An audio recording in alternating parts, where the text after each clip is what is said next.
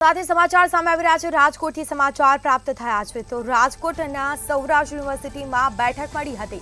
તો સૌરાષ્ટ્ર યુનિવર્સિટીમાં બેઠક મળી, જેમાં બોર્ડ ઓફ મેનેજમેન્ટની બેઠક બીજા દિવસે મળી।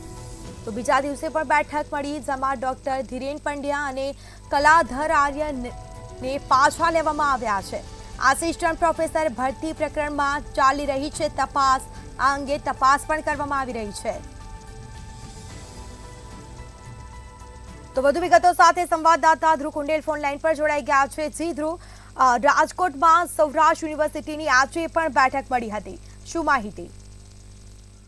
સ્મિતા, ચોક્કસથી સૌરાષ્ટ્ર યુનિવર્સિટીમાં બોર્ડ ઓફ મેનેજમેન્ટની એક બેઠક મળી હતી। બીજા દિવસે પણ આ બેઠક છે તે મળી હતી।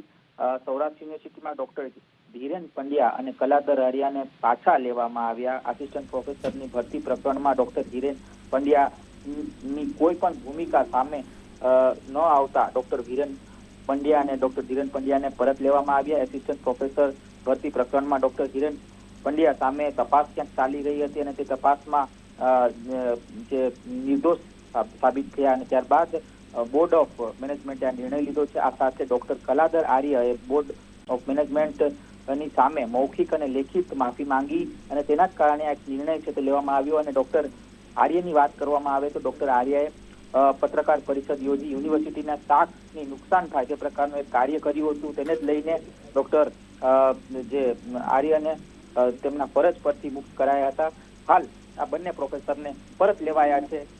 મહત્વની બાબત એ છે કે આ બંને પ્રોફેસર ડોક્ટર ગિરીશ ભીમાણીના કાર્યકાળમાં તેઓને ફરજ મુક્ત કરવામાં આવ્યા। જી બિલકુલથી તમામ જાણકારી આપવા બદલ આપનો આભાર। તો આ સાથે સૌરાષ્ટ્ર યુનિવર્સિટીની બેઠક મળી હતી।